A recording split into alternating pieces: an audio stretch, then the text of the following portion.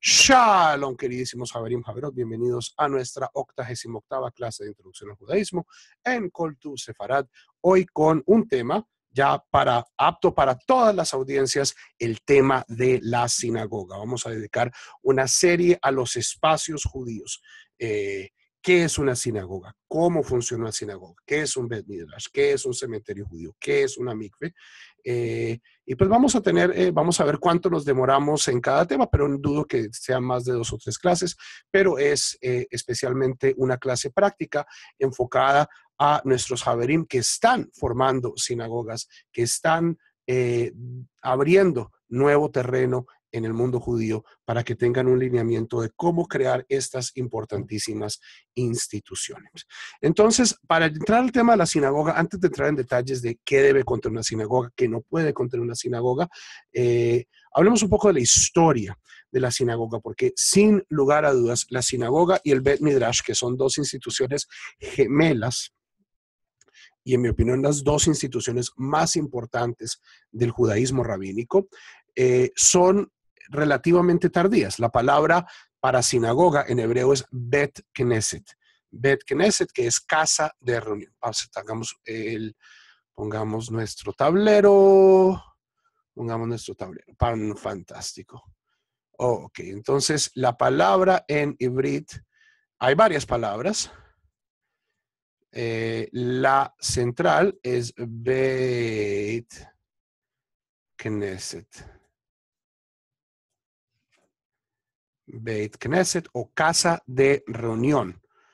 La raíz Haf Nun Samech significa agregar, agrupar, entrar, ¿cierto? Lejikanes es entrar a un sitio. Lekanes es reunir, juntar. Knesset es la reunión. Ese es el nombre también del parlamento en el actual Estado de Israel. Beit Knesset, si vamos a hablar de la sinagoga, es Beit HaKnesset. En arameo es prácticamente el mismo término, Beit Kenishta.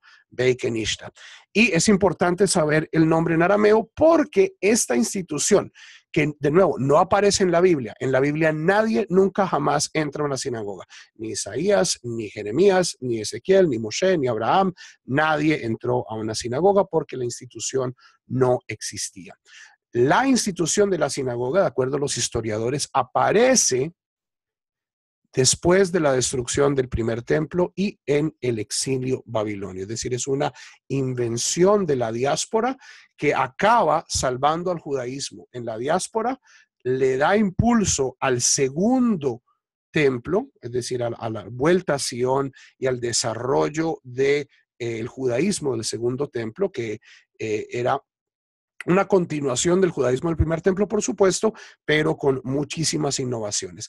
Y después del exilio de los romanos, después de la destrucción del segundo templo, se vuelve el centro focal de la vida judía a través de toda la diáspora. Entonces, importante saber el nombre en arameo porque esta institución nace en Babilonia. Y para eso tenemos que entender la estructura del judaísmo del primer templo.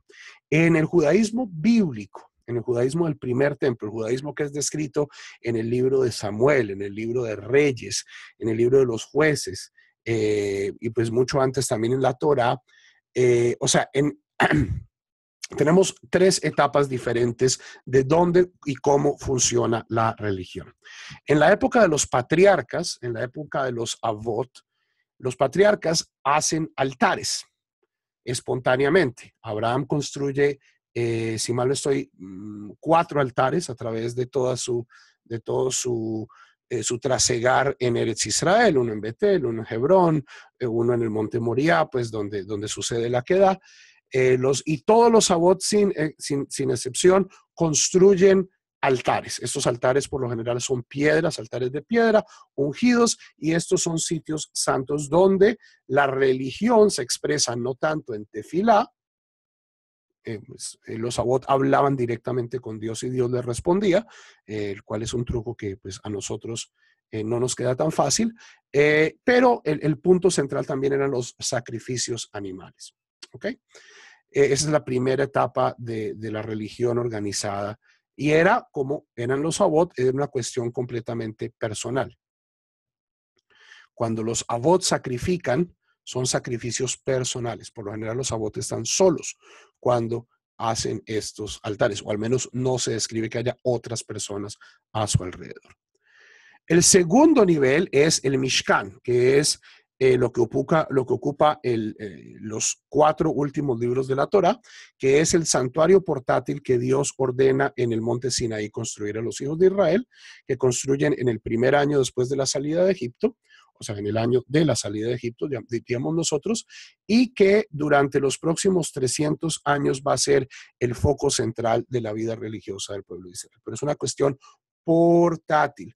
El santuario se mueve, es más, en el libro de Números que estamos leyendo ahorita en la sinagoga, básicamente ese es uno de los temas centrales del libro de Números, la movilidad del Mishkan. El Mishkan sigue a Dios a través del desierto y ya una vez entran a la tierra de Israel, el santuario tiene varios sitios donde se asienta, especialmente Shiloh. Shiloh en la tribu de Efraín, un par de millas al norte de lo que hoy es de la actual ciudad de Jerusalén, siendo que la área metropolitana de Jerusalén es bastante más grande de lo que era en la antigüedad. Ese sitio era uno de los sitios donde acababa reposando el santuario. Y ya aparece un nivel de colectividad. Esto no es una cuestión de individuos, es una cuestión del pueblo. Hay una casta sacerdotal, los Kohanim, los descendientes de Aarón, que sirven en el templo, y el vehículo central, de nuevo, del servicio divino es el sacrificio animal. ¿Ok? Y esto cambia, llegamos a la tercera etapa, que es el primer templo, el templo de Salomón.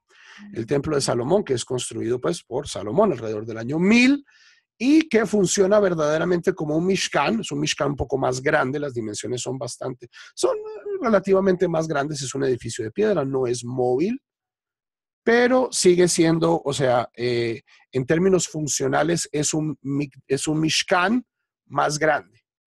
Aquí hay una diferencia de forma, pero no de contenido. Y en efecto no hay una diferencia de contenido porque el punto central del servicio del Pulhan, de la Abodá, sigue siendo el ofrecimiento de sacrificios, animales, vegetales, libaciones. Y la tefila, la oración, es algo que se deja un poco al libre albedrío de las personas. La persona pues reza cuando quiera, como quiera, en un lenguaje, y no hay esta noción de que nos reunimos para rezar. Cuando este templo es destruido por los babilonios en el año 586 antes de la era común, y la élite intelectual del pueblo de Israel es llevada a Babilonia, a alguien allá se le ocurre la idea más genial. Posiblemente fue alguien muy importante, como el profeta Ezequiel, algunos de los grandes líderes, posiblemente sacerdotales, que eran pues las personas letradas en la ley. Y es, Hebre, en vez de hacer estos sacrificios, o sea, perdimos el templo, grave, muy triste, pero en vez de hacer los sacrificios, vamos a estudiar sobre vamos a leer la Torá y vamos a rezar. Vamos a reemplazar el servicio de los sacrificios, Avodat HaKodesh, el servicio del santo, es decir, del santuario, por Avodat Halev, por el servicio del corazón. Y esto se va a hacer en un edificio que, interesantemente, o sea, aquí hay una noción bien interesante. O sea, no sabemos exactamente, pero ciertamente los rabinos pensaban así. Hay una forma de contenido, pero no de forma. ¿Ok? A lo que me refiero es que el edificio del Beta Knesset tiene varios elementos que recuerdan al templo, que honran al templo, que dicen esto es como el templo, pero lo que está sucediendo adentro es muy diferente. Es muy, muy diferente, porque ya estamos reemplazando los sacrificios animales vegetales en el templo de Jerusalén por una institución que es absolutamente portátil y que depende de la oración y depende del estudio de la Torah. Y de ahí se van a diferenciar dos instituciones que a veces funcionan bajo el mismo techo, a veces no, que son Beit HaMidrash y Beit HaKnesset. Beit HaKnesset, que es una casa o sea, hay tres nociones y muchas veces estas tres nociones comparten un techo, a veces comparten techos diferentes,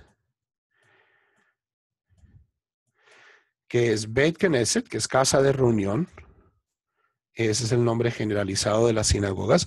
Beit Tefilá, casa de oración. Este nombre es tomado de Isaías, es inspirado en Isaías, esta famosa, hermosísima visión de Isaías que ojalá se cumpliera, que aquí en mi casa será una casa de oración. Ki beiti beit tefilá lechol hamim. Será una casa de oración para todas las naciones. Y Beit Midrash, que es una casa de estudio, que es donde se dedica las personas a estudiar la Torah. Entonces, muchas veces la casa de reunión es la casa de oración y es la casa de estudio. A veces, cuando las comunidades especialmente son tremendamente poderosas, entonces pueden diversificar. Entonces, la yeshiva, el Beit Midrash, no es necesariamente Beit Tefilá y se tienen espacios diferentes. Pero posiblemente en el mundo antiguo, donde los recursos eran limitados,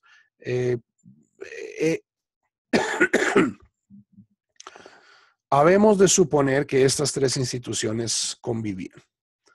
Es decir, lo social, lo religioso en el sentido de oración y el estudio, es decir, la parte intelectual, también religiosa, pero una actividad muy diferente. Y la maravilla, o sea, es una invención tan maravillosa, que es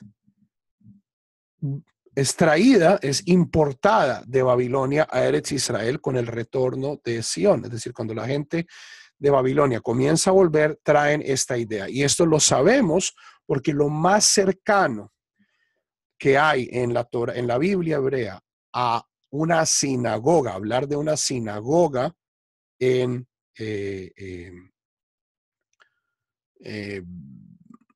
es en el libro de Ezra y en el libro de Nehemías, y esas son las personas encargadas de construir el templo, de reconstruir el templo. Pero ¿qué es lo que hacen? ¿Qué es lo que motiva a la gente a reconstruir el templo? ¿Cuál es la gran innovación que se expresa? O sea, en el libro de Ezra, que se lee la Torah públicamente. Y hay incluso en el libro de Ezra ya detalles incluso arquitectónicos, ¿cierto? Esto es creo en el capítulo 8 de Nehemías, si mal no estoy, donde se erige una plataforma en la mitad de la gente y alguien está leyendo la Torá y hay traductores dentro de la gente, traduciéndole a la gente al arameo. Esto es lo que se llama el Targum. La persona que hace se llama el Meturgemán, pero la función de traducir la Torá al idioma de la gente se llama Targum. Y ha sido uno de los elementos, yo creo, más transformadores. Y es un elemento que, en mi opinión, ciertamente las comunidades emergentes deberían readoptar. Porque de nada, o sea, no de nada, pero leer un texto que nadie entiende no es tan transformador como leer el texto y traducirlo y que la gente lo entienda. Y es una tradición antiquísima, ¿cierto? Traducir la Torá al idioma de la gente es algo tan viejo como la idea de sinagoga. ¿Ok? Entonces mucha gente se siente inauténtica traduciendo el texto de la Torá del hebreo al español o al inglés. Les parece pues muy raro, el reformismo, ¿cierto? Innovaciones. No, esto es justamente una tradición muy vieja que desafortunadamente se ha perdido en muchas sinagogas, pero que en el caso de las sinagogas en América Latina que están apenas constituyéndose, creo que pedagógicamente es algo muy poderoso que no debemos abandonar. ¿Ok? Baruch atah Adonai Eloheinu melech haolam she'akol nihye bidbaro.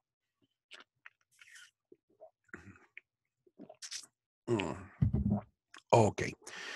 Entonces, claridad sobre este tema.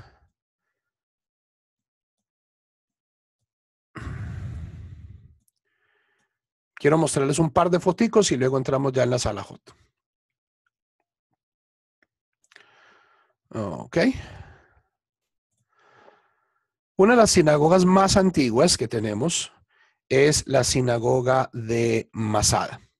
Masada es la fortaleza construida por Herodes. Entonces estamos hablando de una sinagoga de más o menos 20 siglos de antigüedad.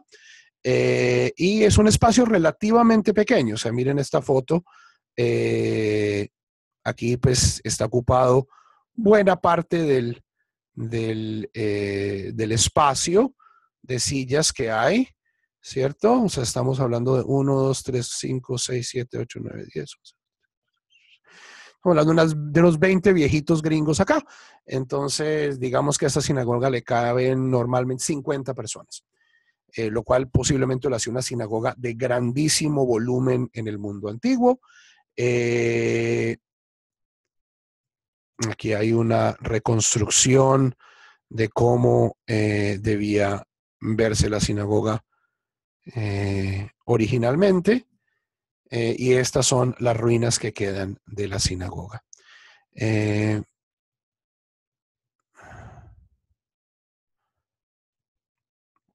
Entonces, espacios muy sencillos. Es de notar que Herodes no era un rey particularmente piadoso en su práctica judía, y que en su fortaleza hubiese un espacio dedicado a la oración, demuestra que al menos era una costumbre muy, muy expandida. Y las fuentes históricas de la época, Josefo, e incluso las escrituras cristianas, hablan de que Eretz Israel estaba llena de sinagogas. Jerusalén estaba llena de sinagogas. Y aquí tenemos una cuestión muy interesante donde las sinagogas conviven a la vez con el templo. ¿Ok? Aquí tenemos una situación muy nueva, donde el templo definitivamente es el centro de la vida religiosa judía, pero a la par, paralelamente, tenemos ya esta institución Babilonia haciéndole competencia, y como es una institución portátil, es una institución que puede existir en cualquier lugar. Es decir, había sinagogas en la Galilea, había sinagogas en la diáspora, en Alejandría, en las comunidades helenísticas en Atenas, en Roma. O sea, y uno debe suponer que al menos en el corazón de todo judío había dos espacios. Uno, pues sí, muy honrado para el templo en Jerusalén, pero donde ocurrían la mayor cantidad de sus experiencias judías, ciertamente debía ser ya para la época de los rabinos la sinagoga. Y es de este germen, o sea, los fariseos eran los grandes defensores de la sinagoga. Los saduceos, recordemos, estaban muy apegados al templo. Los fariseos eran mucho más populistas, mucho más populares y mucho más basados también en el estudio de la Torah. Entonces, la sinagoga era el sitio donde el farisaísmo verdaderamente mostraba su genio y donde se forja el movimiento rabínico. ¿Ok? Cuando el templo es destruido, entonces el templo y todas las instituciones y sectas y personas que dependían de él pierden sentido. Y la sinagoga emerge rápidamente como la institución judía por excelencia. Y es la única institución judía que es prácticamente universal. O sea, no hay ninguna comunidad judía que no tenga sinagoga, que no tenga una idea de sinagoga. Incluso los judíos en Etiopía, que su historia los desconecta históricamente del judaísmo en una época bíblica, en una época prerrabínica, tenían casas de reunión, tenían casas de estudio, tenían sinagogas. Al parecer, ya sea posiblemente hayan recibido influencia tardía o incluso llegaron naturalmente a la noción de sinagoga. Pero todas las comunidades judías, sin importar en qué diáspora, en qué cultura sefaradí, ashkenazí, yemenita, la sinagoga es una institución compartida y es una institución central. ¿Ok? Y cada cultura genera sinagogas parecidas a su cultura. ¿Ok? Entonces, las sinagogas en Ashkenaz, influenciadas por el cristianismo medieval, su arquitectura y o sea, una cuestión tan sencilla como en la sinagoga hay o no sillas. En la sinagoga hay o no sillas. Entonces, en el mundo árabe no había sillas, había tapetes y la gente se sentaba en el piso, como hasta el día de hoy se hacen las sinagogas caraítas. O incluso los caraítas, que son anti-rabanitas, tienen sinagogas. Es verdaderamente una institución universal. Mientras que en las sinagogas ashkenazí hay bancos, como en las iglesias. ¿Ok? Entonces, hay diferencias de estética, pero ya vamos a ver cuáles son los elementos centrales de una sinagoga. Y una pequeña nota quiero hacer dos pequeñas notas. Una sobre decoración. Y entonces quiero mostrarles un par de cosas medio raras, que creo que ya les he mostrado, pero es bueno repetir. Porque yo no sé si hay gente que está viendo todos los videos desde el comienzo, entonces si nos agarraron acá, aquí les muestro una pequeña sorpresa. Synagogue of Satan. Uy. Sinagoga en Seforis. En Sipori. Esa es una sinagoga del siglo III. Esa es una sinagoga del siglo III, IV. Y muchas sinagogas en la Galilea comparten cuestiones de estas. Mosaicos, pisos de mosaico tremendamente artísticos. El de Séforis es posiblemente uno de los más hermosos, pero también cuestiones un tanto sorprendentes, como, Javerim, ¿a quién tenemos en la mitad del zodiaco? Es una sinagoga. Sabemos, o sea, dice en griego, esta es una sinagoge. La sinagoga de Seforis, que es uno de esta es la ciudad donde vivía Rabí y Judá Hanasí hace 150 años. ¿Qué aparece en la mitad del zodiaco? ¿Qué aparece en la mitad del zodiaco? Aparece un mosaico de Febo, el dios grecorromano del sol.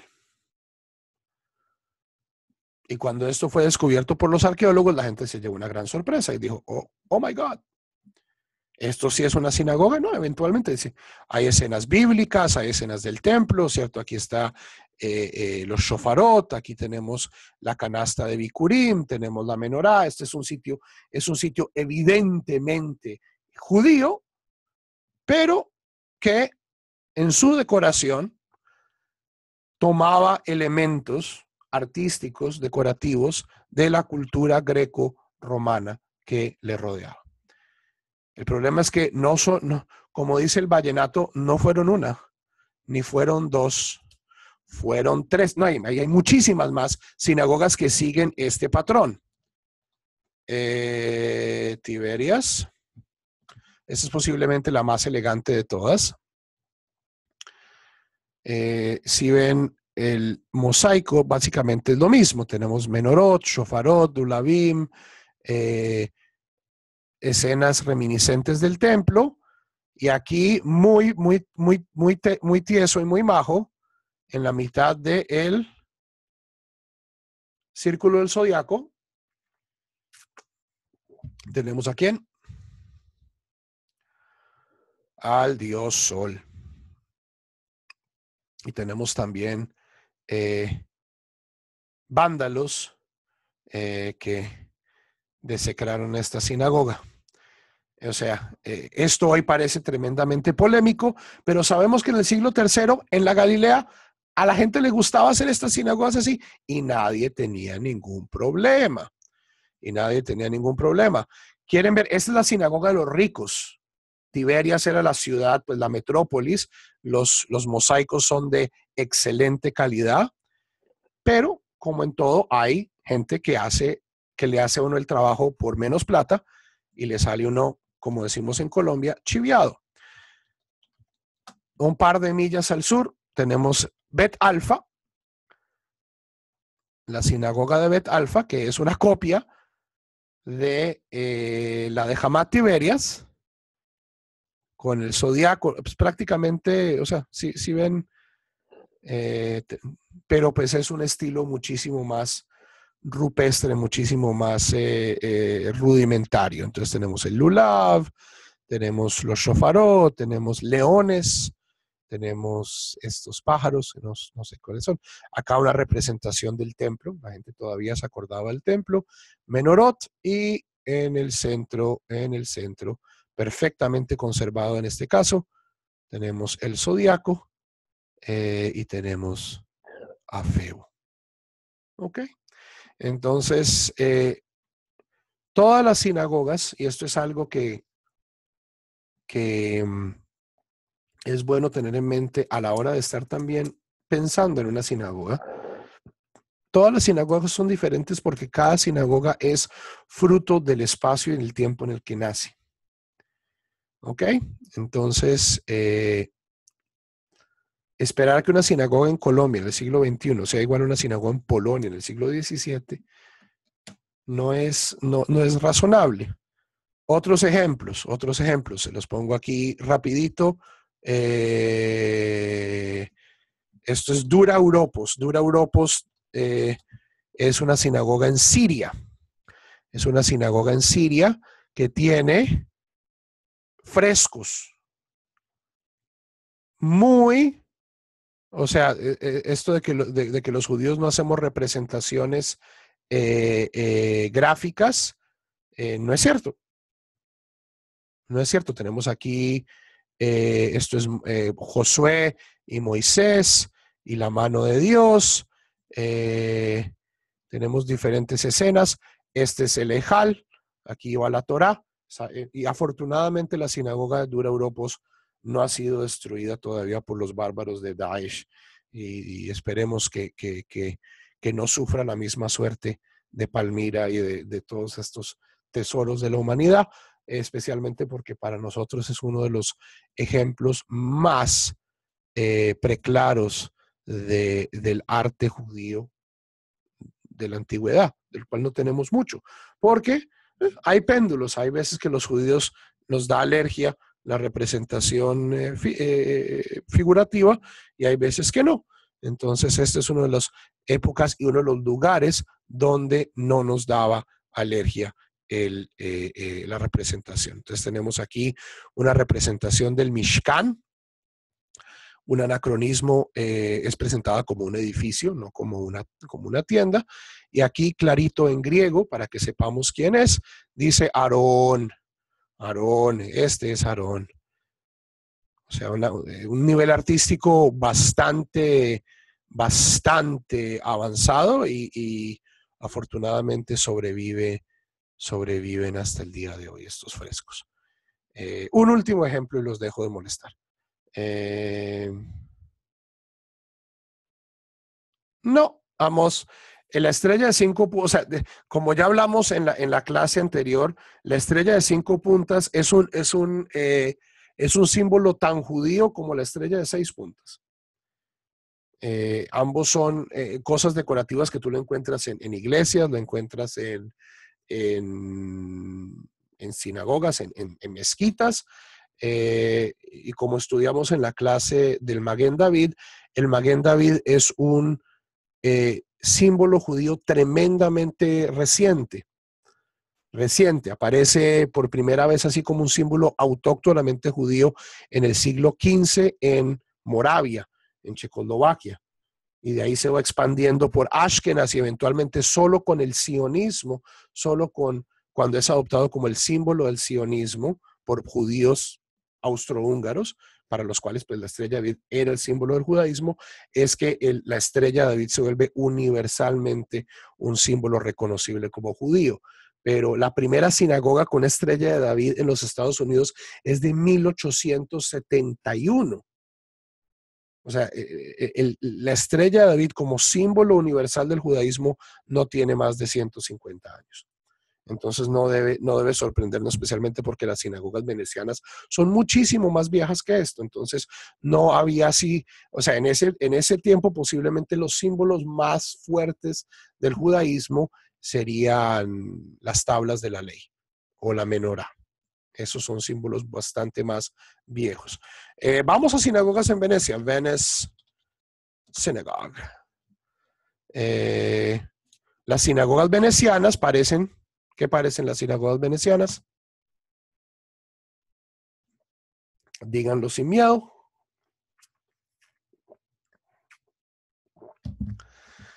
Parecen iglesias. Porque reflejan los gustos arquitectónicos barrocos de la comunidad que la construyó. Vamos a la sinagoga de Mumbai. Vamos a la sinagoga de Mumbai. Los colores, la sencillez, la paleta de colores, por supuesto, es muy india, ¿cierto? Dado que los judíos de Mumbai son judíos de Bagdad, es una sinagoga muy, muy, muy limpia, muy sencilla, al estilo de las mezquitas. ¿Ok? Vamos a la sinagoga de Jerba, en Tunisia.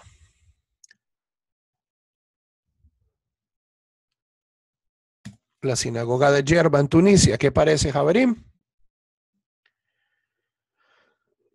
Están dormidísimos. Nadie está comentando. Parece una mezquita.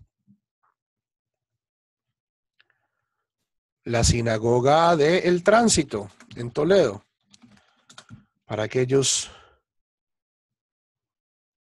Este mosaico debe ser familiar para todos ustedes. Es el banner de Kol Tuv Sefarad. ¿Qué parece esto? Mezquita. Estilo mudéjar, estilo morisco. Ok. Santa María la Blanca.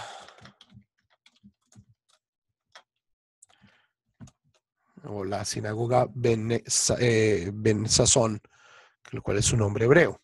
Sinagoga en Santa María la Blanca es porque ahí estuvo una iglesia durante muchos años. Todavía pues está la iconografía, pero el edificio originalmente era una sinagoga, una de las sinagogas más grandes de Toledo. Y de nuevo, miren la sencillez, miren los arcos, mezquita. ¿Ok? Entonces, ¿cómo debe verse una sinagoga? Básicamente como se le dé la gana a la comunidad que la construye. Y esto va a estar influido por su entorno. ¿Okay? Entonces, la primera nota sobre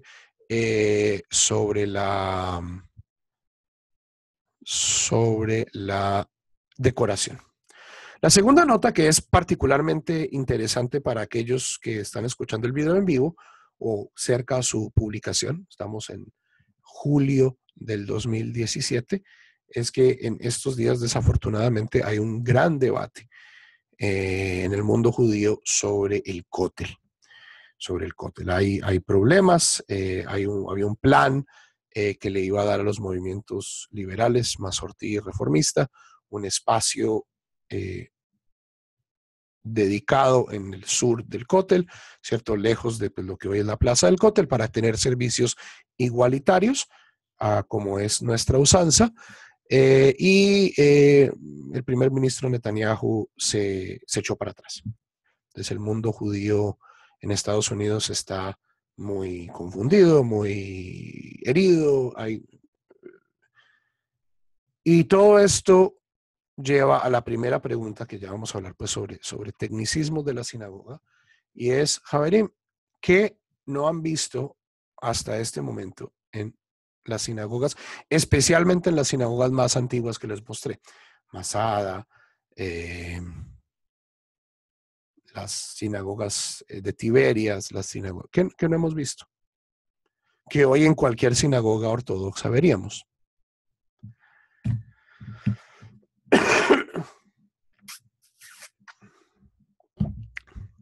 ¿Qué hay? ¿Qué no hay?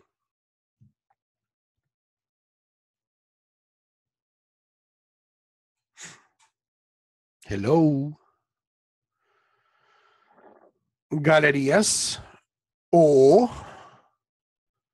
mejitzá, que es la separación que hoy se utiliza en la ortodoxia para separar los hombres y las mujeres.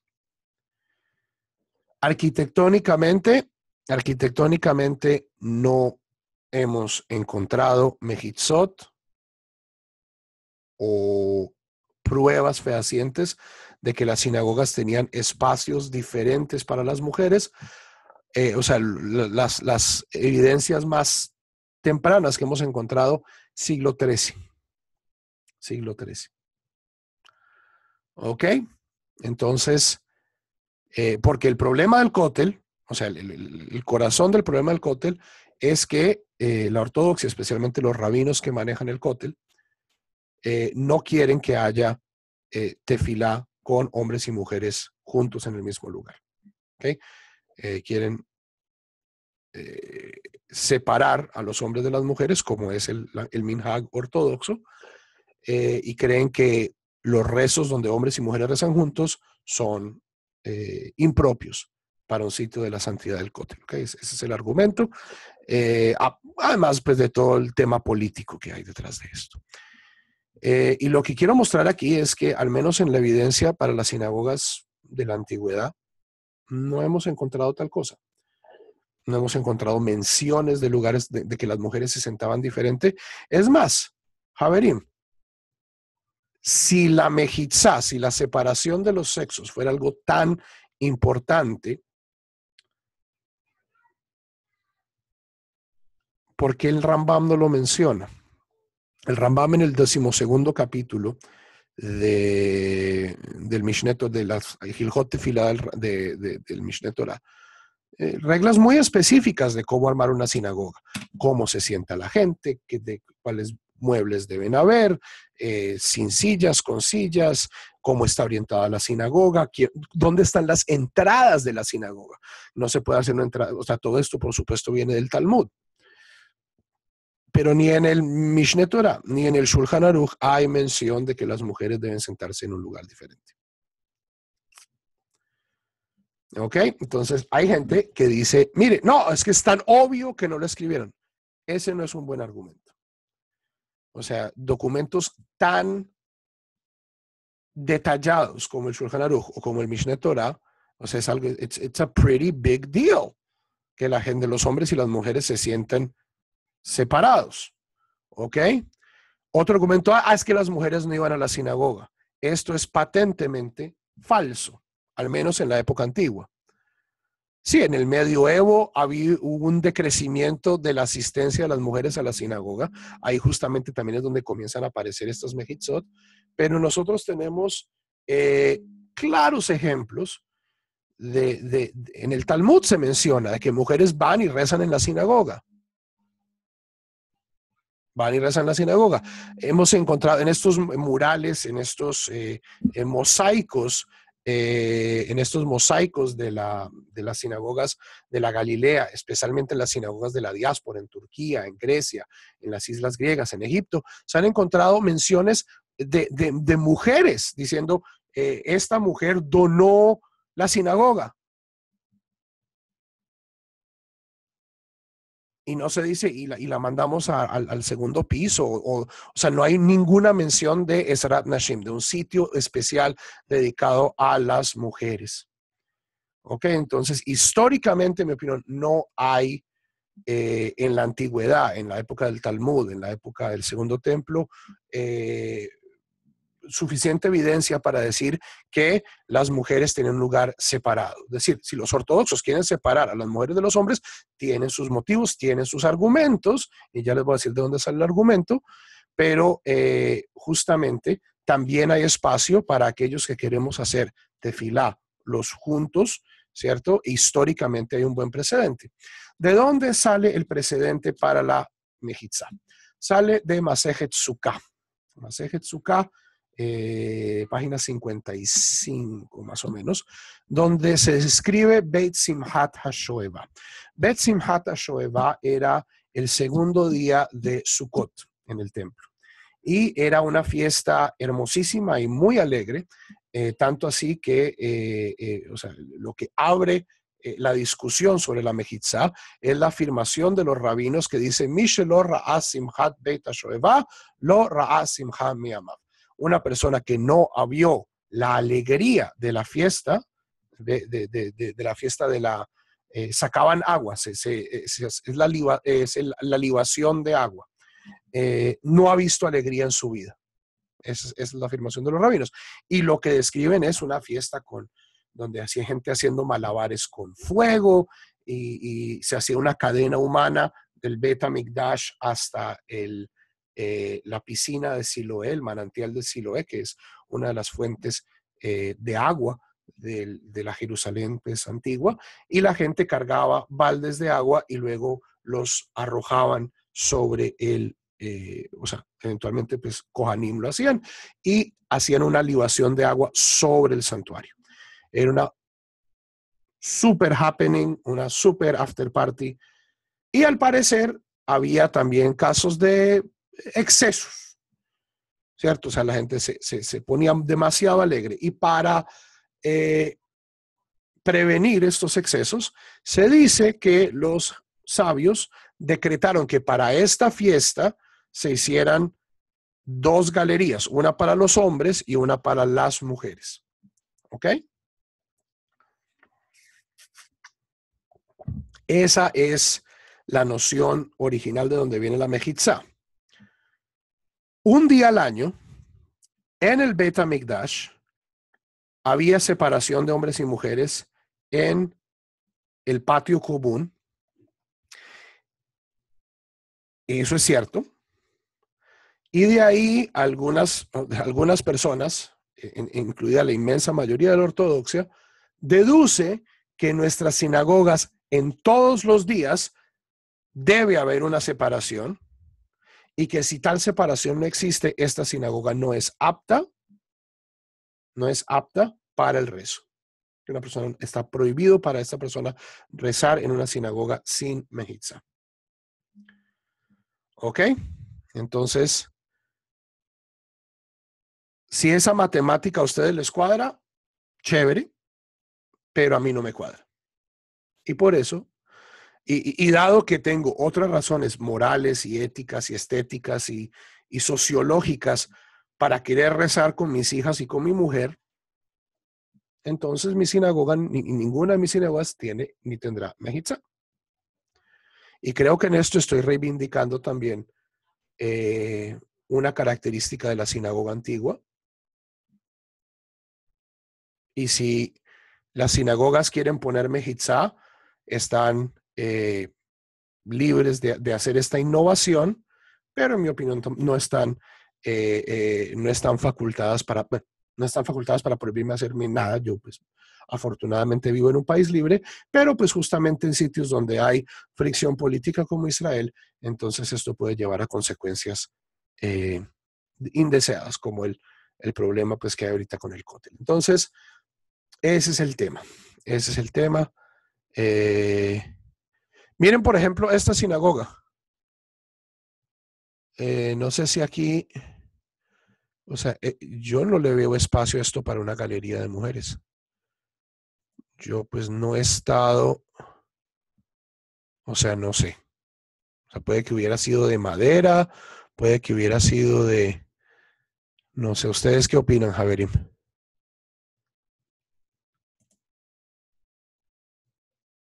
Yo no le veo aquí espacio a esto para un Esrat Nashim. Pero bueno.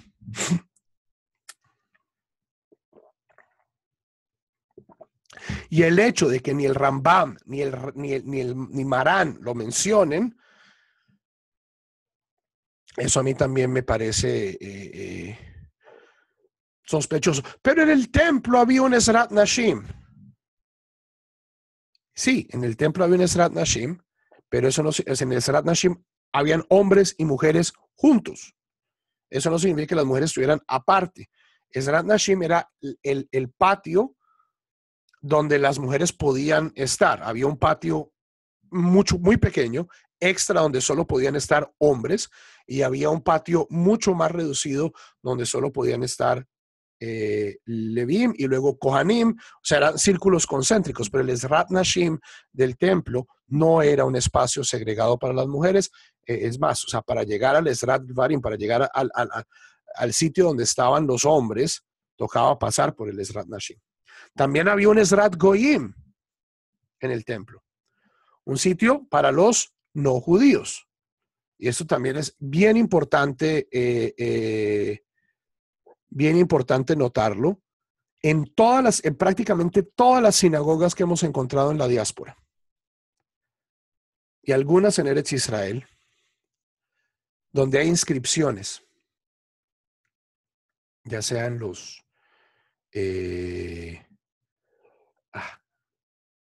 si lo pudiera encontrar, bueno, uno de mis Rosh Yeshiva acaba de dar una clase excelente sobre esto. Pero en casi todas las sinagogas de la diáspora donde hemos encontrado inscripciones, ya sean mosaicos o grafitos, aparecen nombres de personas no judías.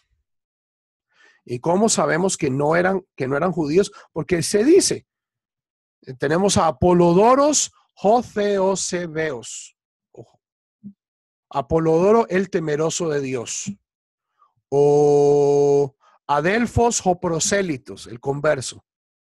Ok, bueno, aquí ya había lo que nos dice la historia, y esto lo dice el Talmud también, y lo dice el templo mismo, y no solo eso, sino la imaginación hermosa profética de Isaías y de Zacarías y de Jeremías, donde dicen las casas de oración judías son para todos. Ki beiti beite filai kare lechol amim. Mi casa será una casa de oración para todas las naciones. En Zacarías, esta visión hermosa de que Jerusalén va a ser una ciudad universal. Y esto se cumplía en las sinagogas de la antigüedad. Posiblemente en las sinagogas medievales no, porque pues ya entonces había una situación muy complicada con nuestros vecinos musulmanes y cristianos. Pero en las sinagogas de la antigüedad venía gente no judía a rezar, a participar, a donar. Hay sinagogas enteras. Esta sinagoga la donó Valeriana, la temerosa de Dios. Una señora no judía que donó la sinagoga. Una dinámica muy diferente a la que tenemos en nuestras sinagogas hoy en día. Y sí, yo sé que hay problemas de seguridad y todo, pero a veces estas excusas se vuelven muletas muy convenientes. El ideal de una comunidad de oración judía es ser una casa de oración para todas las personas. Y al menos aquí en los Estados Unidos me siento profundamente afortunado de decir que esto se cumple en la inmensa mayoría de los casos. Mi sinagoga, cualquier persona puede entrar, puede observar, mientras sean respetuosos, y hay incluso no judíos que vienen y rezan todos los Shabbats con nosotros. Son un grupo de gente que está tal vez considerando conversión, hay gente que no. Pero dice, yo me siento bien rezando con nosotros. ¿Puedo rezar con ustedes? Absolutamente sí. ¿Ok?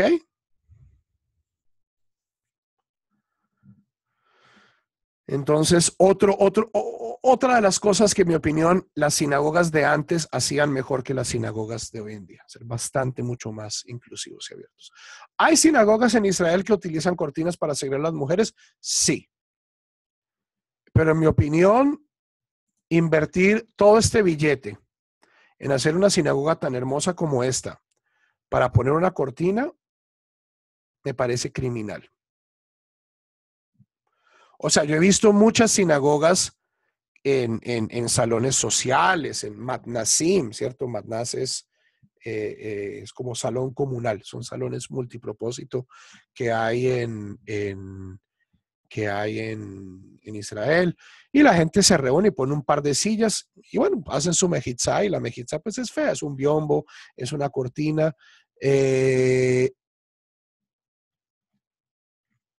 Eso pues cuando son sinagogas sencillas e improvisadas. Si yo voy a crear una sinagoga de este calibre o con mosaicos pues hermosos en el piso, luego atravesarle una cortina por la mitad no me parece consecuente. ¿Ok? Tal vez lo hicieran. Seguramente ese es el último argumento que podría decir las personas que hablan pues de la universal separación de géneros, remitiéndose hasta el final de la historia, hasta Moshe Rabbeinu. Siempre había habido cortinas hasta que no las encuentre. O sea, en mi opinión, la evidencia habla muy fuertemente de que, o sea, nunca sabremos si las mujeres se sentaban a un lado y los hombres al otro. Esto es posible. Es posible que hubiera, que la gente se sentara por separado, pero en muchos de estos casos yo no veo evidencia de que hubiera una separación estructural entre hombres y mujeres. Si la gente pues ya quiere segregarse por donde se siente, es problema de ellos. Pero tampoco hay textos que digan, las mujeres se sentaban a un lado y los hombres se sentaban al otro. Entonces, en ausencia de textos, en ausencia de evidencia arquitectónica, yo creo que mi argumento tiene bastante más peso. Igual, alágicamente, no me convence que una situación que en el templo se hacía un día al año, por una razón muy específica, tenga que afectar cómo nosotros construimos nuestras sinagogas. Ahí es un argumento, especialmente cuando los Rishonim no dicen nada al respecto. Entonces ahí yo me curo en salud. Ok. Entonces, preguntas, Avery. Nuestra introducción a la sinagoga duró 1 hora. Vamos bien.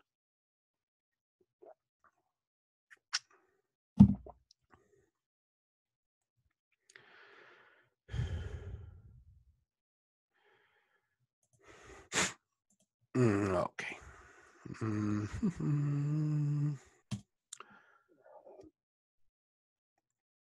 Ok, ¿qué es una sinagoga? Una sinagoga es un espacio físico, es un lugar. O sea, con esto estamos inaugurando una serie corta de videos sobre lugares judíos. Entonces, la sinagoga es un lugar. ¿Qué tan grande puede ser la sinagoga? No hay especificaciones. Hay sinagogas donde pueden entrar la sinagoga de Belz, de la secta hasídica Belz en Jerusalén, le caben 5,000 personas. 5,000 personas. Y hay sinagogas donde caben 20. Halágicamente, una comunidad no está obligada a construir una sinagoga hasta que haya minyan. ¿Ok? Si ya hay minyan, dice la halajá, esto lo encuentran en el capítulo 12 de Hilhot Tefilá del Rambam, y pues el Rambam lo está recogiendo de diversos lados del Talmud y la literatura rabínica. O sea, si ya hay un minyan, entonces ya se necesita un espacio de oración. Entonces, suponemos que el tamaño mínimo de una sinagoga es un sitio donde quepan 10 personas. ¿Ok? 10 personas. En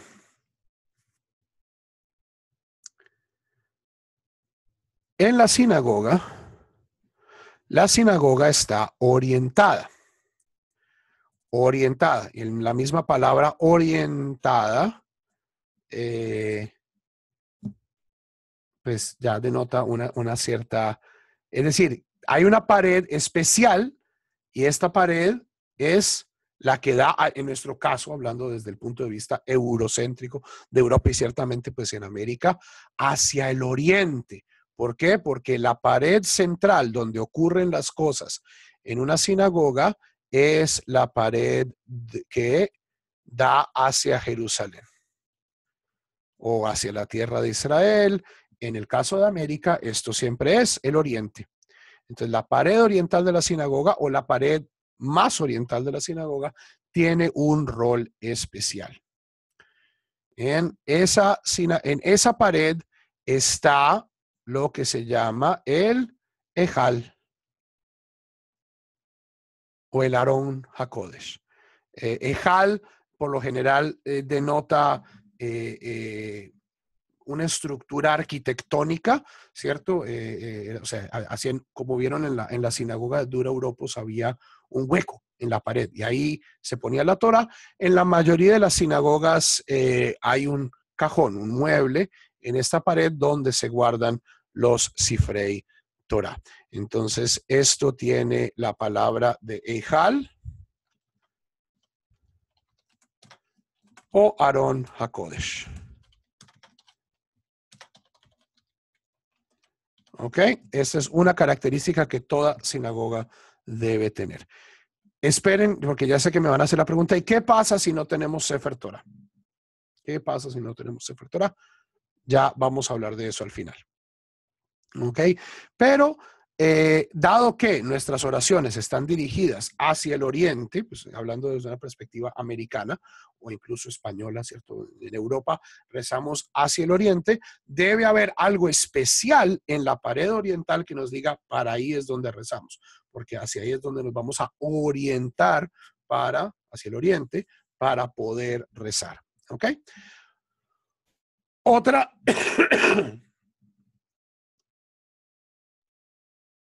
Otra característica especial que debe tener la sinagoga, es una costumbre, pues una costumbre prácticamente universal, es tener luz.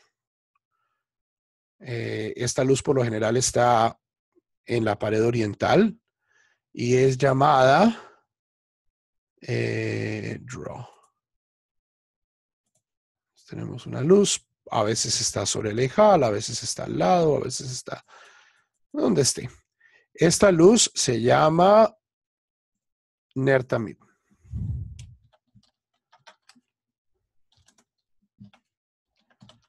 O la luz eterna.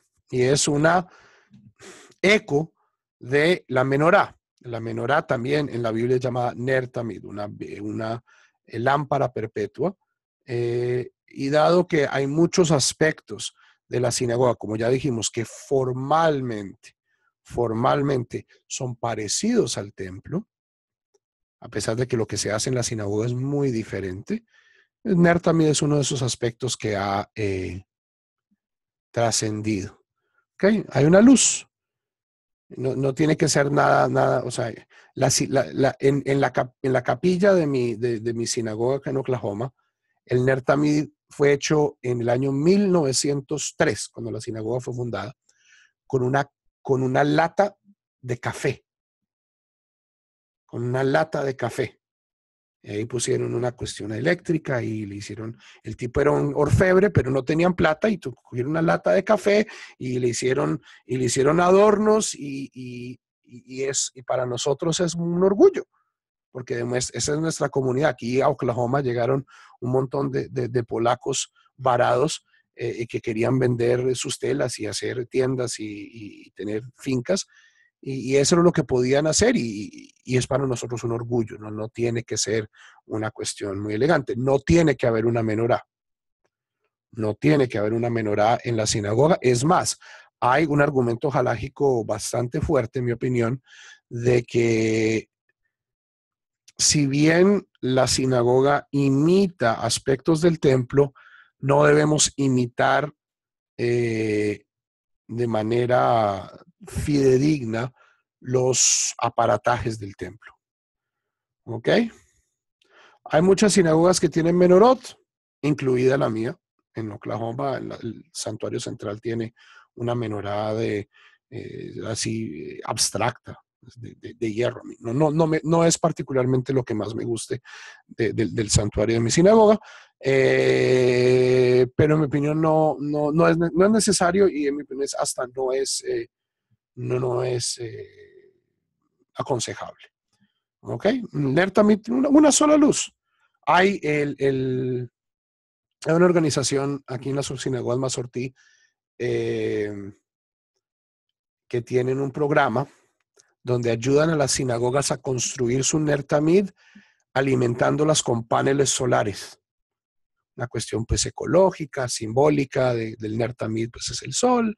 Es bonito, o sea, tiene que ser un bombillito, en muchos casos un bombillito de bajo voltaje, rojito, o sea, no tiene que ser una luz pues notoria, pues que vaya a calentar el espacio con el que se pueda leer, no tiene, es una cosa simbólica, ¿ok? Bien. Luego tenemos dos elementos más.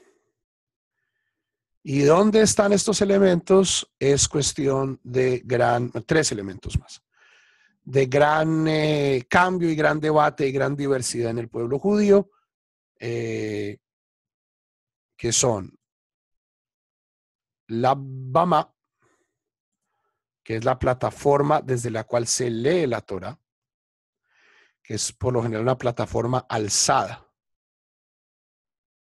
Bima o Bama es una palabra griega que significa plataforma. Entonces, esto es por razones acústicas, pero también es por razones teatrales. Esto lo dice claramente, creo que es uno de las mejiltas, que cuando nosotros leemos la Torah hoy en la sinagoga, estamos de cierto modo haciendo una representación teatral de la entrega de la Torah en el monte Sinaí, donde el lector es Moisés, el pueblo pues es el pueblo, y la Bamá es la representación del monte Sinaí, es decir, la Torá por cuestiones acústicas, pero también por cuestiones escénicas, debe procurar leerse de una plataforma un poquito alzada. Si esto no es posible, o sea, esto es lo ideal en una sinagoga, y ya vamos a pasar a, porque yo sé que la mayoría de ustedes que van a poder construir sinagogas no es que tengan un terreno y vamos a poder hacer el edificio como se nos dé la gana. Entonces, lo que van a tener que adecuar espacios de tefilá. Entonces, ya vamos a ver qué es absolutamente necesario y qué no lo es. Entonces, esto es idealmente lo que hay en una sinagoga. Entonces, tenemos el Ejal, el Ner Tamid, tenemos la Bama y tenemos la Teva. La Teva es un cajón desde el cual se lidera la tefila. Y esta teva, que la vamos a poner en verde, digamos, tiene muchos, hay sitios, dependiendo de muchas tradiciones, puede estar en muchos sitios. En la tradición hasídica está justo al lado de la Bama, lado derecho de la Bama. En muchas sinagogas sefaradís, como vieron en la sinagoga de Venecia, la teva está en la misma Bama. Hay veces que la teva está adelante. Hay sinagogas antiguas donde la teva estaba atrás. ¿Ok? El Rambam dice que debe estar entre la Bamá y el Ejal. Es decir, al Rambam le gusta esta posición. Y este es el sitio desde el cual el Sheliach Tzibur, la Shihat Tzibur, lidera la congregación.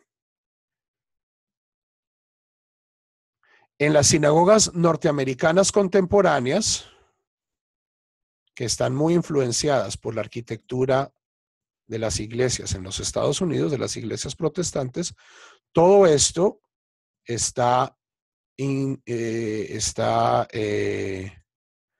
integrado,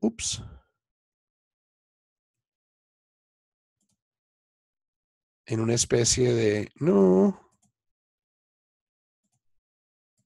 en una especie de proscenio, ¿cierto? Donde la Bamá está adelante. ¿Ok? En las sinagogas sefaradíes tradicionales, la Bamá está en el centro. En las sinagogas antiguas, la Bamá posiblemente estaba atrás. ¿Por qué? Porque la entrada a las sinagogas antiguas era por esta pared. La gente entraba por el oriente. Eso quiere decir, ¿qué es lo correcto? Todo es correcto. Todo es correcto. Hay cuestiones más cercanas a una u otra tradición, pero hagan lo que funcione para ustedes. Y también lo que funcione para su espacio, porque de nuevo, esto es si yo tengo la plata para construir pues un edificio inmenso a mi voluntad, pues entonces pues ahí yo puedo hacer lo que quiera, puedo poner las sillas como se me dé la gana, pero por lo general vamos a estar adecuando espacios que ya existen. ¿Ok? Y por último, entonces la pregunta es ¿dónde y cómo se sienta la gente? De acuerdo al Rambam, la gente se sienta en filas, así, en el piso, porque en el Rambam, pues que vivía en Egipto, y los ancianos, los líderes comunitarios se sientan aquí en el frente de cara a la gente. Esto hoy en día no es tan común. En las sinagogas gringas y en las sinagogas ashkenazim tenemos también la gente se sienta en sillas en líneas paralelas. En las sinagogas sefaradíes en el mundo árabe y también en las sinagogas españolas portuguesas, incluidas las del Caribe, tenemos una teba central y la gente se sienta en filas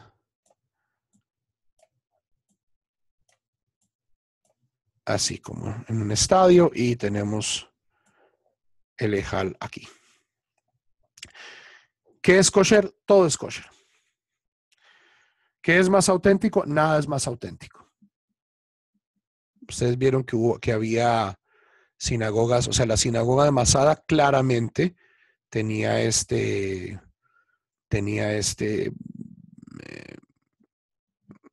arreglo. Las sinagogas medievales que vimos, quién sabe. A mí con todos esos arcos, Santa María la Blanca me parece que es más dada como a líneas rectas.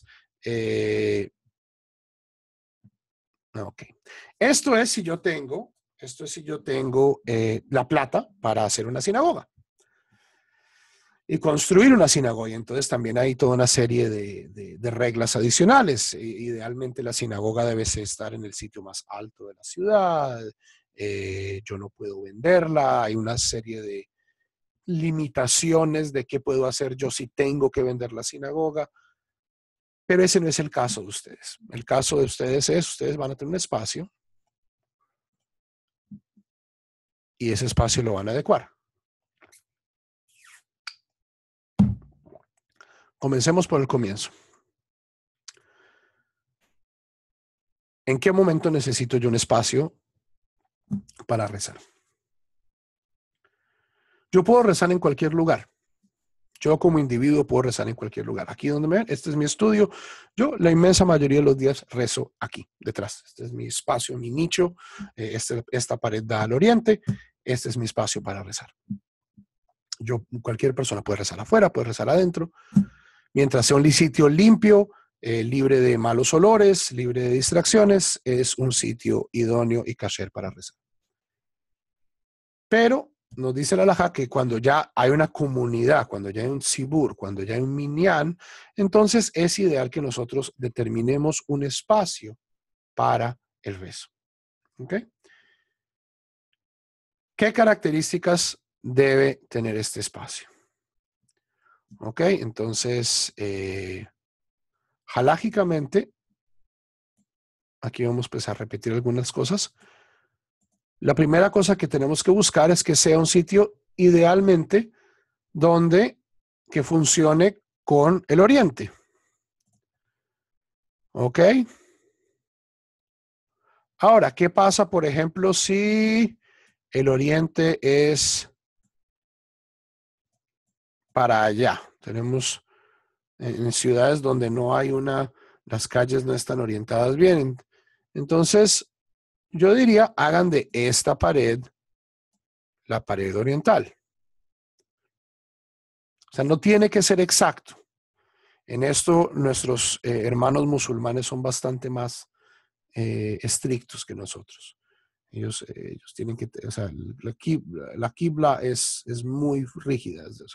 Ellos, las mezquitas, o sea, ellos hacen cálculos matemáticos, astronómicos, para saber exactamente pues, en qué dirección es Meca. En la mayoría de las mezquitas, especialmente en los sitios que están acomodados para hacer mezquitas, no que fueron construidos como mezquitas, sino que son salones de clase o salones comunales que son mezquitas, la quibla está en un lugar raro, como en una esquina, porque son exactos.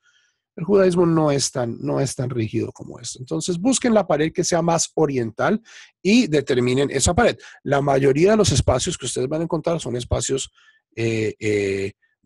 pues, con 4 paredes, espacios rectangulares. Esa es la norma en, en nuestra arquitectura occidental. Pero si les dan un kiosco, un espacio circular, pues entonces van a tener que encontrar otras formas pues eh, de establecer pues la dirección de la tefila. ¿Ok? ¿Cómo ponemos las sillas? Pónganlas como quieran. ¿Ok? Como ya dije, tradicionalmente, o sea, el Rambam y los Ashkenazim dicen filas una detrás de la otra. En las sinagogas sefaradís clásicas es más una cuestión así central. Si tienen un espacio circular y quieren poner las sillas en círculo, también. Aquí no hay leyes rígidas sobre. Lo importante es que las personas puedan con facilidad voltearse para poder rezar hacia el oriente. Eso es algo que ustedes deben tener en mente. Entonces, si van a poner las sillas así una al lado de la otra, pues denle suficiente espacio a la gente para poder pararse y voltearse hacia el sitio. O sea, estar sentado mirando hacia el centro no tiene ningún problema, pero yo igual, cuando hago la midá, tengo que estar dirigido hacia Jerusalén. Entonces, pues tener eso presente. El tema, pues, de las sillas paralelas a la pared oriental, pues, resuelve ese problema, porque yo siempre estoy, pues, sentado mirando en esa dirección, pero hay cosas que funcionan más. Hay mucha gente que este tema, pues, de replicar cosas sefarditas es muy importante. Hagan lo que bien, hagan lo que quieran y hagan también lo que el espacio le permita. Ok. Nertamid. Nertamid es bueno que haya una lámpara, y en general va pues en la pared oriental. No tiene que ir en el centro, puede ir al lado, puede ir encima de la teba, puede ir encima, puede colgar del techo, es irrelevante. Ok. Especialmente si es un espacio pequeño, con un techo bajito. O sea, cuando se habla de que hay que hacer una bama, que hay que hacer una cosa elevada, no se enloquezcan, ¿ok? Si pueden poner, o sea, elevado puede ser elevado 20 centímetros, elevado 10 centímetros, elevado 5 centímetros. Si es un espacio chiquito de techo bajo, igual el propósito es escénico y es acústico, y pues problemas de acústica no va a haber porque es un espacio chiquito. Si este es un espacio que no es constantemente usado como una sinagoga, sino que es un espacio que están arrendando, o es un espacio por ejemplo, la sinagoga donde yo rezaba en Jerusalén era en un estudio de ballet. Ese era el espacio que podíamos arrendar. De domingo a viernes, esto funcionaba como el salón. Era un salón en un colegio. Era el salón de danza. Entonces, yo era uno de los encargados de organizar el espacio. Llegaba media hora antes y lo primero que tenía que hacer era correr las cortinas, porque teníamos pues espejos y teníamos la barra pues para que la gente practique sus cosas de danza. y teníamos pues fotos de Ana Pavlova y de Nureyev y todos pues así de el lago de los cisnes y teníamos que, o sea, pero sí tenían unas cortinas, entonces cerrábamos las cortinas, luego sacábamos las sillas, sacábamos el Arona Kodesh con la Torá, pero pues no podíamos establecer una Bamá, o sea, no teníamos cómo. Entonces, ¿qué hacíamos? Simplemente teníamos nuestra teba, teníamos una mesa desde la cual pues se leía la Torah y teníamos un stender, que es yiddish para como un atril, que esa no era nuestra teba, entonces ese era nuestro minyan.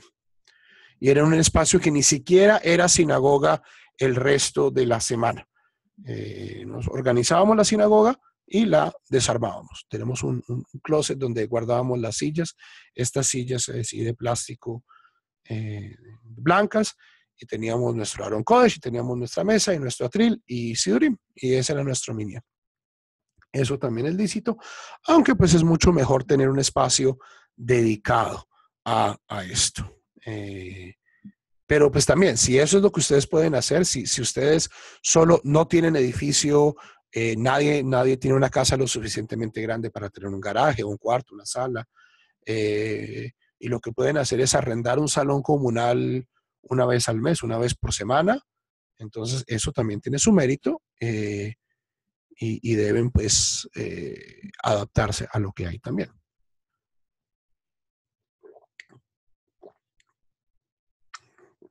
Por supuesto, sí, si el judaísmo que ustedes practican enfatiza el tema de la separación de géneros, pues también tienen que preocuparse de cómo crear esta separación, ya sea con cortinas o con biombos, etcétera, etcétera, etcétera, porque pues igual la mayoría de los sitios no se prestan pues para una galería de mujeres. Esto desafortunadamente, o sea, las sinagogas que son hechas para ser sinagoga suelen ser bastante más amigables a las mujeres. ¿Por qué? Porque hay galerías especiales. Pues las sinagogas improvisadas, los espacios temporales de oración, pues no están diseñados para eso, entonces pues tienen que poner unos biombos muy fuertes y de ponen las mujeres en la parte de atrás, o en las sinagogas pues un poco más progresistas, la mejizá va por la mitad y tenemos sillas de lado a lado. Esto pues, si uno va a poner una mejizá, en mi opinión, esto es lo ideal. Poner, sí, o sea, que la mejizá corra perpendicular a la pared oriental y que la gente se siente al lado y lado. Pues mis sinagogas no tienen mejizá, pero si uno va a poner una mejizá, en mi opinión, esta es la forma más honrosa para las mujeres, que les permite también eh, participar y escuchar, porque en muchos de estos casos donde las mujeres están en las filas de atrás, esos biombos, o sea, no se oye y es harto. O sea, que lo manden uno a la parte de atrás del bus, pues dice ya cosas sobre el valor de la persona que está siendo enviada hacia la parte de atrás. Eh, en mi opinión, pues cada comunidad puede tener sus minhagim y sus reglas, pero aquí hay un tema claro de Tselem Elohim. Convénzanse, no se convenzan, es lo que yo pienso. Parte por eso es que no rezo en sinagogas con mejitza. Preguntas.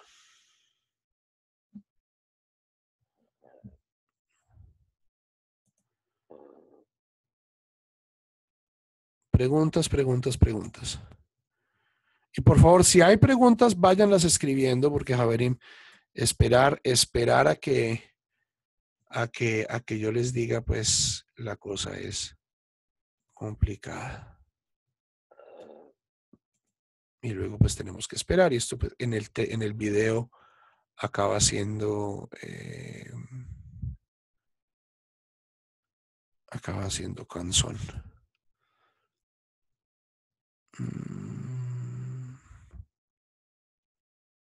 Preguntas. Estoy buscando una cosa.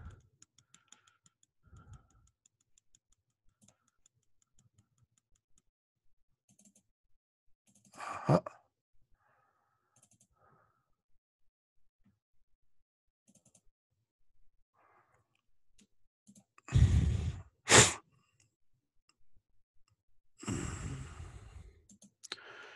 No.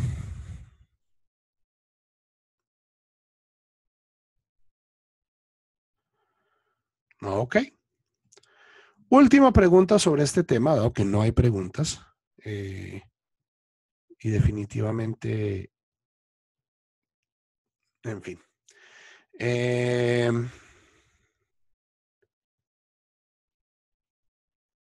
la pregunta que me hacen siempre es, ¿se necesita un Sefer Torah para establecer una sinagoga? Y la respuesta es no. Y sí. ¿Ok? No y sí. Es una excelente respuesta judía. Para que un espacio tenga, en efecto, el estatus de sinagoga, de Beit HaKnesset, y se haga partícipe de todas las restricciones de la halajá que atañen a una sinagoga, yo tengo que tener un Sefer Torah. Es decir, la presencia del Sefer Torah y su uso y la oración hacen de este espacio un Beit HaKnesset en el sentido total de la palabra.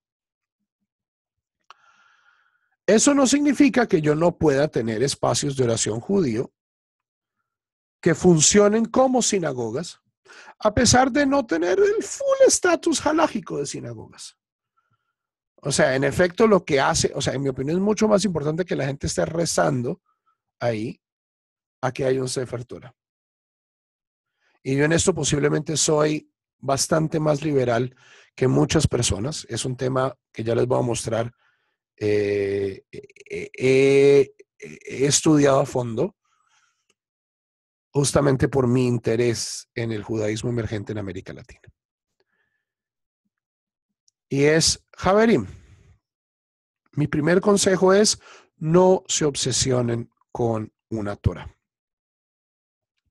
Hay muchísimas instituciones o con ir y construir una sinagoga y tener que tenerla así. Sí pueden hacerlo, Baruch Hashem, pero hay muchas cosas que son mucho más importantes que una sinagoga y que toca tener antes de tener la sinagoga. Y esto es alajá. Esto es alajá. O sea, esto es el orden de preferencias es claro. Y lo primero que uno tiene que tener comunitariamente es una mikve. Porque yo puedo rezar en mi cuarto todos los días y no estoy cometiendo ninguna transgresión. No es ideal, sí, idealmente yo debo rezar en un minyan, pero yo puedo rezar. Si yo soy el preso, si soy un preso y yo estoy rezando en mi celda todos los días, 3 veces al día, yo estoy cumpliendo toda la halajá. No, o sea, ¿cuál es el chiste de rezar con minyan? Aparte pues de todas las beneficios sociales y de interacción y comunitarios y educativos que tiene reunirse. ¿Por qué debemos rezar en minyan? Nos dice el Talmud que la oración del tzibur, de la oración de la colectividad es mucho más eficaz. Es mucho más eficaz. Dios le para más bolas a la oración del grupo que del individuo. ¿Ok? Si uno tiene una noción así teúrgica de la tefilá, de que en efecto Dios está escuchando todas las palabras, o sea, de que la tefilá es eficaz, yo soy, mis opiniones varían al respecto. Ciertamente es algo que me gustaría creer. Los rabinos del Talmud ciertamente lo creían. Y para ellos, cuando uno reza en grupo es mejor, es mucho más efectivo, pero eso no significa que si yo no rezo en grupo no esté cumpliendo mi obligación de rezar. O sea, yo no solo rezo porque quiera algo o porque quiera que se me cumplan mis deseos o mis peticiones, sino porque yo tengo una obligación de rezar. Cúmplase o no se cumpla lo que yo estoy pidiendo, yo tengo la obligación de rezar 3 veces al día. Y eso yo lo puedo cumplir solo. Pero la mikve, si yo estoy casado, tengo una vida sexual activa, voy a acabar transgrediendo si no hay una mikve. Mucho más importante de una mikve tener un espacio de oración. El cementerio. ¿Por qué? Porque el cementerio yo no lo puedo hacer después de muerto. Y los muertos, Javerim, son cosas muy urgentes. Son clientes muy afanadores. ¿Ok? Entonces hay toda una serie de instituciones comunitarias, la mikve, el cementerio, que tienen precedencia sobre la sinagoga. Igual esto la gente lo va a oír, va a decir que sí, e igual lo primero que van a hacer es la sinagoga. ¿Por qué? Porque, bueno, así es como comienzan las comunidades emergentes. Comenzar una comunidad emergente con una mikve sería ideal, pero pues así no funciona la vida. Entonces, igual la gente va a construir sus sinagogas. Chévere. Urgente, hagan la mikve, si pueden, lo más rápido posible. Y ahí es donde les entra el bichito, pero necesitamos un sefer, y les explica no tener un sefer, y el sefer, y el sefer, y el sefer, y están dispuestos a que los engañen y a engañar para recibir un sefer. Y en mi opinión esto es equivocado. Primero que todo, porque los Sifrei Torah Kasher son muy caros, a ver. Un Sefer Torah Kasher usado, viejo, 100 años, 120 años, reparado y no se ve nada bien, bajito, bajito, bajito, cuesta $10,000. Bajito. En la diáspora, en Israel, tal vez se encuentran algo por 5,000, 4,000, y ya son sefarim en estados, o sea, tremendamente frágiles y de kashrut medio complicada. Si ustedes tienen $5,000 que les sobren, inviertan eso mejor en hacer una mikve, en aprender hebreo, en aprender Torah. ¿Por qué? Porque para el chiste de tener un Sefer Torah, el chiste de tener un Sefer Torah es poder leerlo. Y la inmensa mayoría de las comunidades que están afanadísimas de tener un Sefer no saben ni leer hebreo. ¿Qué es lo que quieren entonces? Quieren un fetiche. Quieren un ídolo. A lo que no pueden leer, a lo que no les sirve para nada. Que bueno, sí, o sea, es peor porque entonces tener un Sefer Torah ahí establece que esto es un Makom Tefillah, que es una sinagoga, es un Beit Knesset en el sentido halágico pleno de la palabra, pero entonces no se está haciendo lo que se debe hacer en un Beit Knesset, que es leer la Torah apropiadamente, con frecuencia. ¿Por qué? Porque la gente no sabe. Aprender a leer Torah es difícil, Javier. Es hebreo, sin vocales. Y para leerlo toca aprenderse la melodía. Yo me demoré años en poder leer la Torá. Y es algo de las cosas que más trabajo me cuestan hoy en día, después de más de una década de estudio serio de Torá. No es una habilidad fácil. Entonces, ese afán que tiene la gente del Sefer, primero que todo, los está previniendo construir otras cosas mucho más urgentes. ¿Por qué? Porque no es una mitzvah tener un Sefer.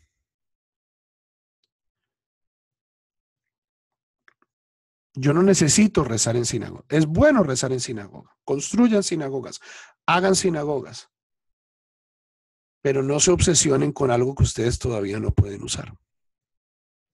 ¿Ok? Esa es mi opinión. Hay otras cosas para las cuales esos $8,000, $10,000 les servirían mucho mejor y que sí cumplen obligaciones de oraita. Por ejemplo, toda la gente que se quiere poner tefilín, ¿tiene tefilín? Es una mitzvah diaria y eso es una mitzvah de oraita. Toda la gente tiene sidurim, toda la gente puede, o sea, esos $8,000, traigan un moré de hebreo, traigan, o sea, a través de su rabino, traigan a un estudiante rabínico un verano que les enseñe. Eso es plata mejor invertida que comprarse un sefer, en mi opinión. Ya, si hay gente que lo puede leer, ya, si hay gente educada, si hay gente que, entonces ahí sí, hagan la inversión, saquen el sefer y sáquenlo y léanlo y disfrútenlo y gócenselo.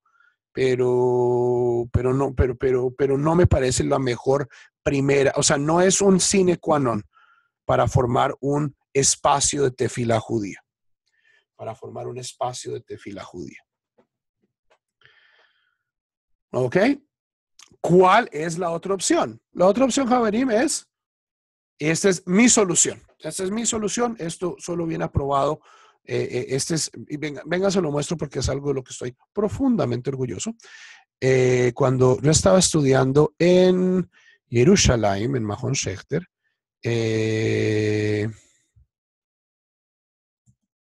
no. hice un taller de escritura de Teshuvot. Entonces, uno de los rabinos más importantes jalajistas del movimiento conservador, el rabino David Golinkin, haga una pregunta, como si le estuvieran haciendo una pregunta, y respóndala, y vaya y haga, y nos ayudó, y la pregunta que yo quise responder, este es un paper de 20 páginas, que es posiblemente lo más largo que he escrito en hebreo, que se llama Haim mutar leishtamesh behumash o besefer Torah mudpas lekriyat Torah betzibur kasher y efshar leasig sefer Torah kasher. Si es permitido usar un humash o un sefer Torah impreso, es decir, un sefer Torah de papel, para la lectura pública de la Torah, cuando es imposible conseguir uno kasher. Esa es la pregunta. Esa es la pregunta que me di a responder. Entonces fui a las fuentes, hice un estudio, pues. Encontré que esta pregunta tiene 3 respuestas. Sí, no y depende. La mayoría de las fuentes de la halajá dicen que no. Dicen que la lectura pública de la Torah, es decir, los 7 olim, las bendiciones que se recitan con cada aliyá, solo pueden ser recitadas si hay un sefer Torah kasher, escrito en pergamino por un sofer, con todas las reglas, todas las normas. Esa es la opinión de la inmensa mayoría. Una voz muy importante y muy fuerte en ese campo es el Rashba, rabino Shlomo Ben Adrete de Barcelona, una de las autoridades halágicas más influyentes del periodo post-andalusí en España. El que dice sí, pero no, es una opinión, es un comentario de Marán al Mishneh Torah. El Rambam en el Mishneh Torah dice que no. El Marán, comentando sobre el Mishneh Torah, dice que esto es que lejatjilán no, es decir, lo ideal es que no, pero bediavad, es decir, después del hecho, si el único Sefer Torah que hay es ese, pues es posible hacerlo. Y la opinión posiblemente más controversial es el Rambam. Otra vez, el Rambam, pero no en su Mishneh Torah, sino en sus Teshuvot, donde dice que básicamente, mientras el texto esté escrito de manera correcta, se puede hacer una lectura así el Sefer no cumpla las características halágicas de un Sefer Torah. Es decir, si está hecho en el cuero incorrecto, incluso el Rambam dice, incluso si la persona lo está recitando de memoria, es algo tremendamente osado decir del Rambam. Entonces, teniendo esas 3 escuelas, en esta Teshuvah yo traté de balancear, no simplemente, encontré un precedente, el Rambam dice que sí, Javerim, compren libros impresos por $200, ¿cierto? Compren Sefarim y hágale y lea y hagan su cuento. La respuesta que yo encontré a esto es que una comunidad que no puede comprar un Sefer Torah, pero está tratando de aprender a leer, o sea, si no saben leer hebreo, no pierdan tiempo. Cómprense un Humash y léanlo en español. No hagan las bendiciones antes y después, porque no es, o sea, no opera con un Humash. No saquen el Humash y no lo pasen. Eso solo pues, se debe hacer con un Sefer Torah. Pero pues tomen la oportunidad de estudiar Torah en el idioma que ustedes entienden. Si hay una comunidad donde ya hay alguna gente que puede leer, pero no tienen plata para comprar un Sefer Torah, lo que yo sugiero en esta Teshuvah es compren un Sefer Torah impreso, llamen 7 olim, pero no hagan las verajot tradicionales que se hacen, sino hay una verajá que aparece en Masejet Sofrim,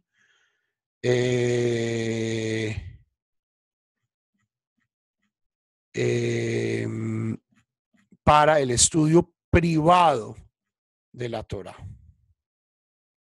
¿Ok? Y esta Y esta verajá es una verajá hermosa. Y en efecto, todos los poskim están de acuerdo en que si yo leo de un sefer que no es kasher, esto cuenta como estudio privado de la Torah. Ok, ¿dónde está? Los Aharonim, Hachlatot, Ashlachot, Talich, ¿dónde está la...?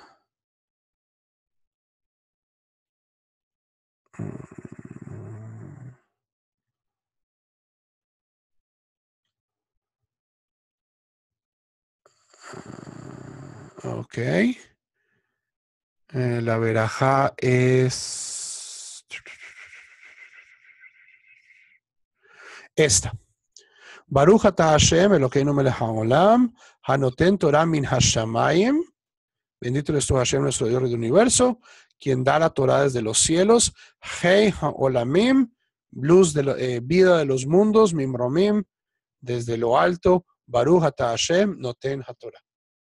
Es una verajá muy linda, muy parecida a la verajá que se hace con un sefer kasher, que es Asher Baharbanu Mikol Amin Benatan Lanu Torato Baruch atah Hashem, noten haTorah. Y todos los poskim están de acuerdo en que la verajá final para la lectura pública y privada de la Torah es la misma. Baruch atah Hashem Elokeinu melech haolam, asher natan lanu Torat emet, v'chaim olam tata betochenu, Baruch atah Hashem noten haTorah. Y que una comunidad puede llamar 7 olim y en vez de hacer la verajá para la lectura pública de la Torah, pueden hacer la verajá para la lectura privada de la Torah.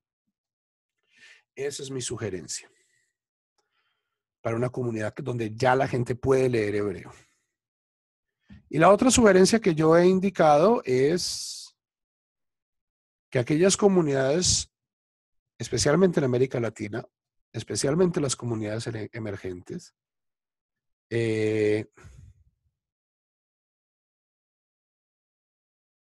deben volver al Targum. Es decir, el lector lee una oración en hebreo y alguien la traduce. Los Targumim originalmente era la persona traducía de su cabeza.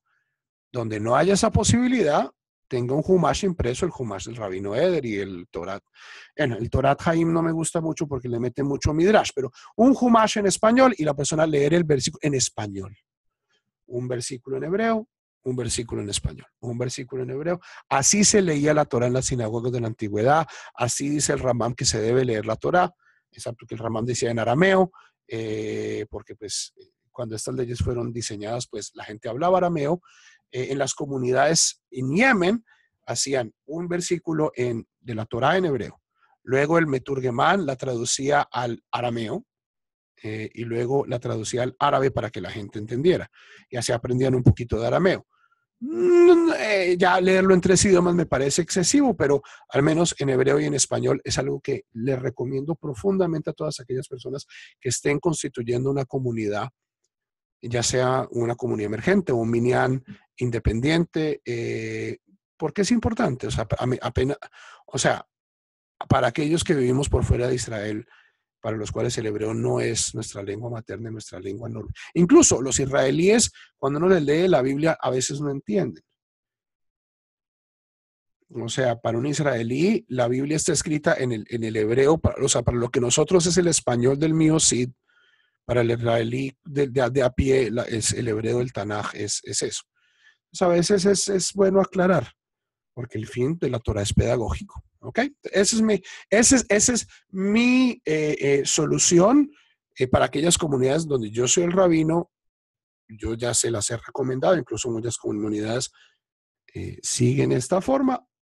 Y es una sugerencia, consúltenlo con su Mara de Atra, con su rabino, con su decidor halágico, pero en mi opinión es un excelente paso intermedio a nivel pedagógico, antes de poder pues adquirir un Sefer Torah kasher, que es lo ideal. Ok. El espacio que ocupa la sinagoga debe ser certificado por alguna autoridad o institución. No. Especialmente si es un espacio informal de tefila, ¿cierto? De familias judías que se están reuniendo para rezar. no me parece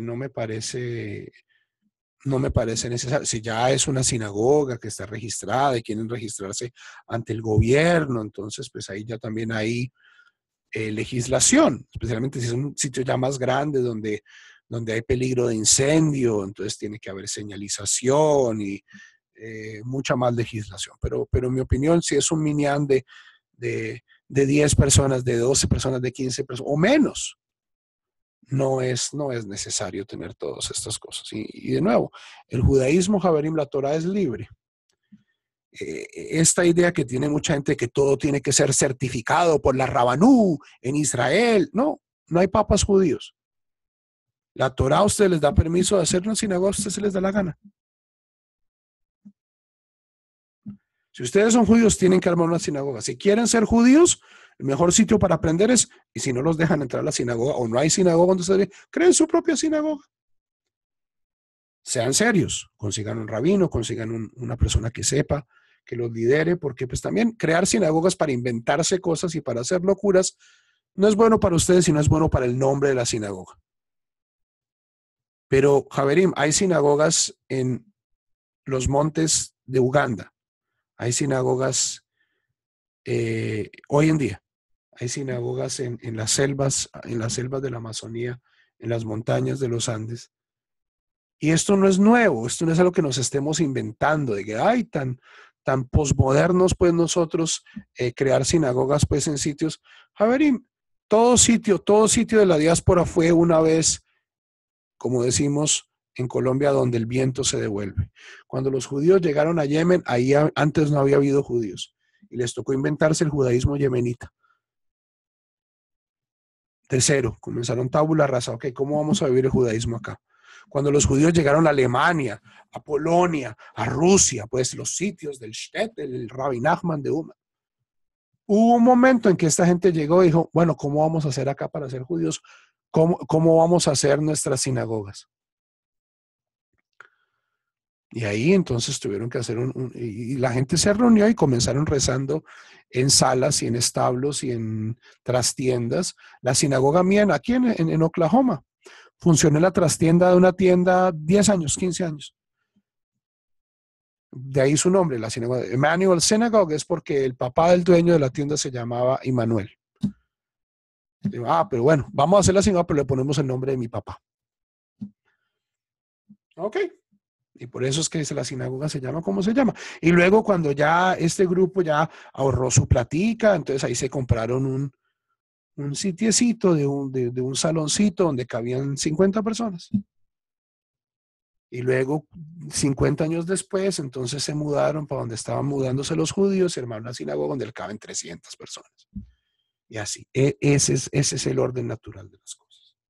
Ustedes no le tienen que pedir permiso a nadie para practicar el judaísmo.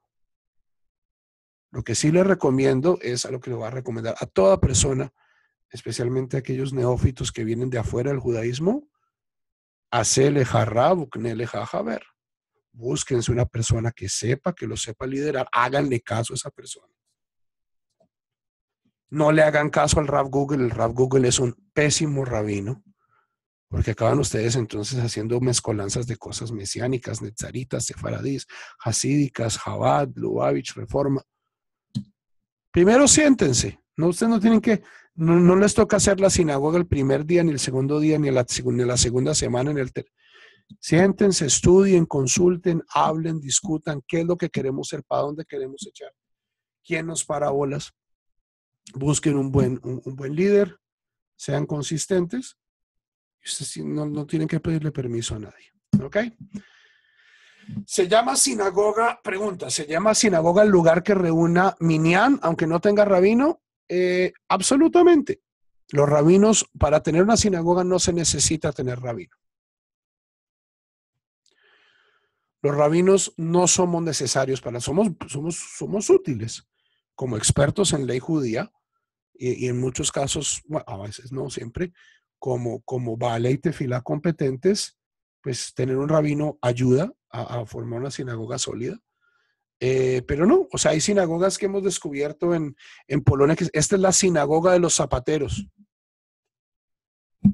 Esta es la sinagoga de los sastres.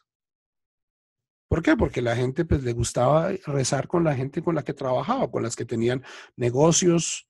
Esta es la sinagoga de los leñadores de Pinsk, de Minsk. Esta es la sinagoga de los orfebres de Casablanca. Es una de las formas más comunes de crear sinagogas, eran sinagogas por profesión. Los grandes viajeros medievales, Obadia de Bertinor o Benjamín de Tudela, que viajaron por todo el Mediterráneo y escribieron sus viajes en el medioevo, hablan que en la mayoría de los sitios las sinagogas estaban discriminadas, era por profesiones. Entonces los zapateros hacían su minyan y rezaban. Y la gente, pues había gente que rezaba mejor, había gente que rezaba peor, había gente que tenía buena voz, mala voz, pero pues rabino no necesitaban.